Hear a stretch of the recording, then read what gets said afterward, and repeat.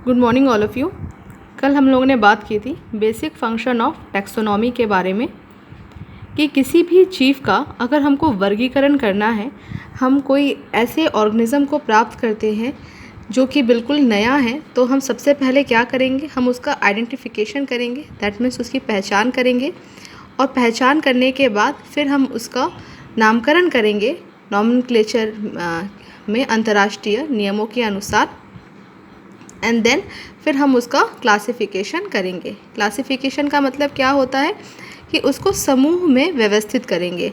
और समूह में व्यवस्थित उसको किस तरह से करेंगे, जैसे हम उसका किंगडम रखेंगे कि वो किस किंगडम से बिलोंग करता है, phylum, class, order, then family, उसके बाद जीनस और स्पीशीज़। तो इस तरह से जब हम उसका वर्गीकरण करते हैं तो हम बोलते हैं कि हमने उसको समूह में व्यवस्थित कर दिया, और जो कि क्लासिफिकेशन कहलाता है।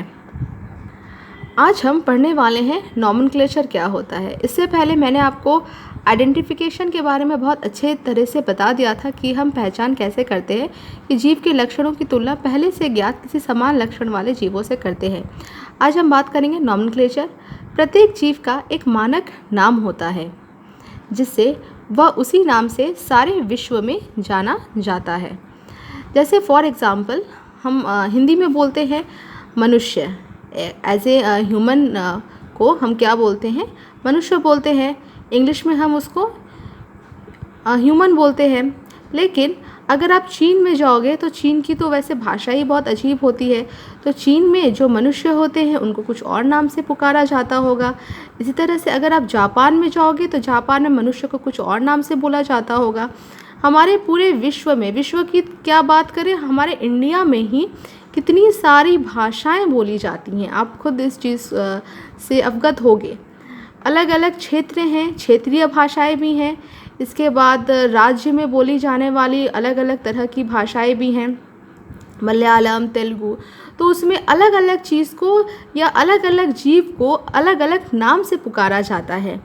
तो इससे तो बहुत एक समस्या पैदा हो सकती है ना कि हम एक ही किसी वस्तु के लिए, चाहे वो निर्जीव हो या अगर कोई सजीव वस्तु है, कोई ऑर्गेनिज्म है, तो हम एक ही वस्तु के या किसी एक ही जीव के कितने सारे नाम को याद रख सकते हैं।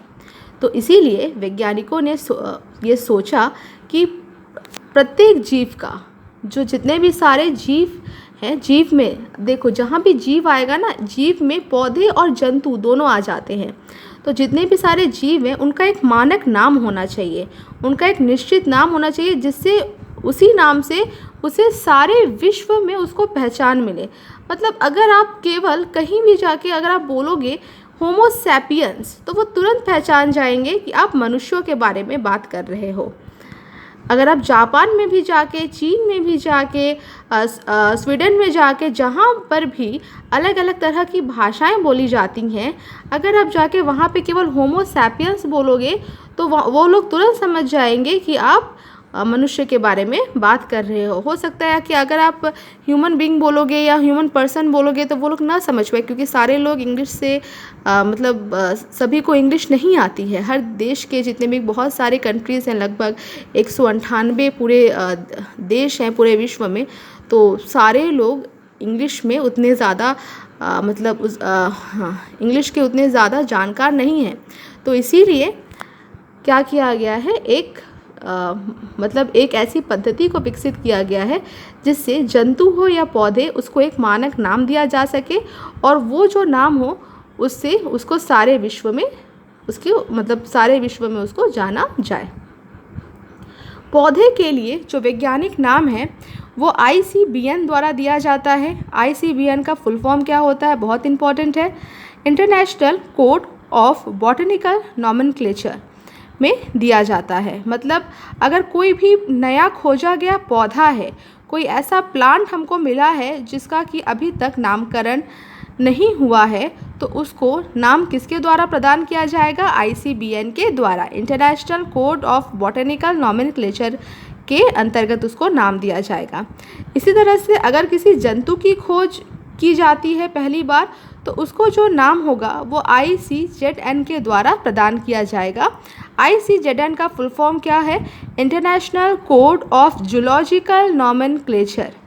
ठीक है, जो प्लांट का अगर हमें नाम देना है तो हम ICBN के अनुसार देंगे, international code of botanical nomenclature. और अगर किसी जंतु का हमको अगर नाम देना है तो हम नाम देंगे, मतलब कौन उसको नाम देगा, तो उसको नाम दिया जाएगा international code of zoological nomenclature के द्वारा।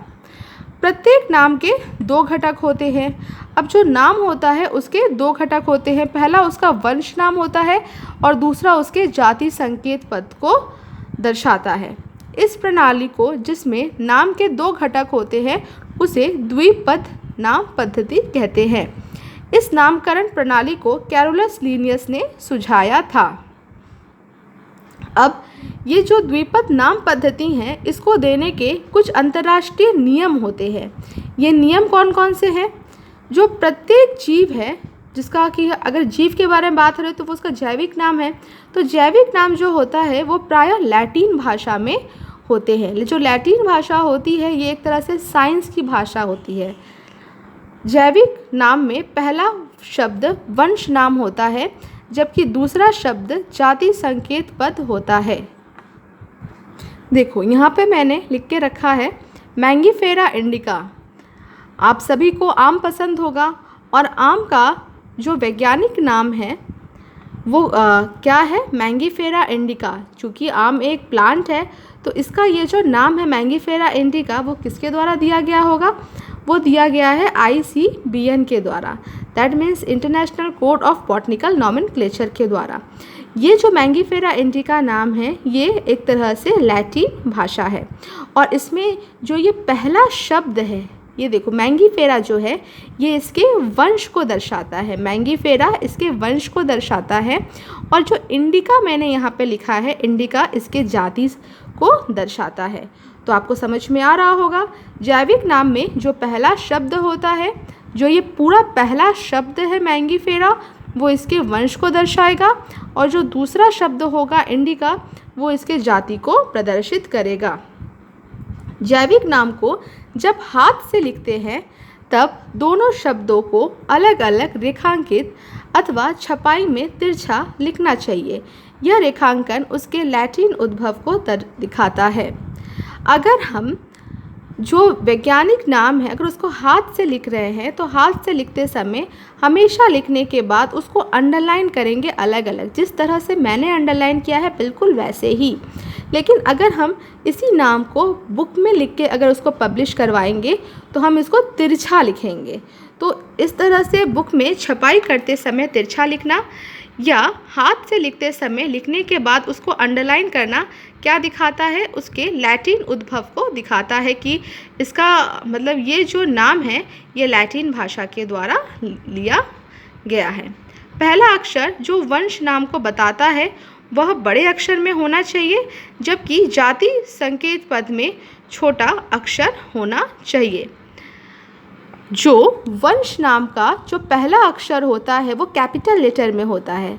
ठीक है, यहाँ पे मैंगीफेरा में जो स्टार्टिंग का जो ये वर्ड है वो कैपिटल लेटर में है, बाकी सारे स्मॉल लेटर में है। तो चौथा नियम इसी चीज़ को दर्शाता है कि पहला अक्षर जो वंश नाम को बताता है वो बड़े अक्षर में होना चाहिए, जबकि जाति संकेत पद में छोटा अक्षर होना चाहिए। ठीक है, तो ये था नॉमेनक्लेचर कि नॉमेनक्लेचर हम किस नियम के अनुसार करते हैं, ये उसका एक तरह से एग्जाम्पल हो गया। और प्लांट का नाम ICBN के द्वारा दिया जाता है और जबकि जो प्राणी का नाम होता है वो ICZN के द्वारा प्रदान किया जाता है। तो मैं उम्मीद करती हूँ कि यहाँ तक का पूरा टॉपिक आपको अच्छी तरह से क्लियर हो गया होगा। इसके साथ ही साथ मैं आपसे एक बात और बोलना चाहती हूँ कि कल मैंने आपसे एक क्वेश्चन पूछा था जो कि बहुत ही सिंपल क्वेश्चन था, और याद रखना मैं जो क्वेश्चन आपसे पूछती हूँ वो मैं एग्ज़ाम में भी मैं दे सकती हूँ और मैं देती भी हूँ।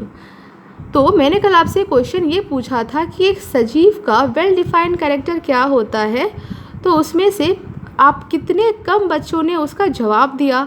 तो ये तो बहुत गलत बात है। आप जब भी उस वीडियो को देखो आप उसको जवाब दे सकते हो। और एक चीज़, सेकंड क्वेश्चन जो कल ही के क्वेश्चन से होगा, वो सेकंड क्वेश्चन ये है कि क्या न्यूट्रिशन, रेस्पिरेशन एक्सक्रीशन, ये सारे क्या सजीवों के वेल डिफाइंड कैरेक्टर नहीं हैं। केवल येस और नो में रिस्पॉन्स करना कि रेस्पिरेशन दैट मीन्स श्वसन, एक्सक्रीशन दैट मीन्स उत्सर्जन, और न्यूट्रिशन दैट मीन्स पोषण, ये क्या सजीवों के वेल डिफाइंड कैरेक्टर हैं कि नहीं। अगर हैं तो आप यस लिखना, और अगर नहीं है तो आप नो लिखना। और जितने लोग रिप्लाई करेंगे ना, जब भी स्कूल खुलेगा मैं केवल उतने ही बच्चों को एज ए बायो ग्रुप में सेलेक्ट करूँगी, मैं ये बता दे रही हूँ। तो इसलिए ये ज़रूरी है कि आप मेरे साथ कोऑपरेट करो। और मैं मानती हूँ कि इस तरह से पढ़ने में आपको दिक्कतें आ रही हैं, लेकिन दिक्कतें मुझे भी हो रही हैं आपको पढ़ाने में, आपको समझाने में। लेकिन हमें जैसी परिस्थिति है उस परिस्थिति के अनुसार हमें अपना काम करना है। इसलिए प्लीज़ मुझे आप सभी का मुझे सपोर्ट चाहिए। केवल 2 या 3 बच्चे का सपोर्ट मिलने से नहीं होता है, मुझे सभी का सपोर्ट चाहिए, तभी सभी के मार्क्स अच्छे आते हैं। तो थैंक यू।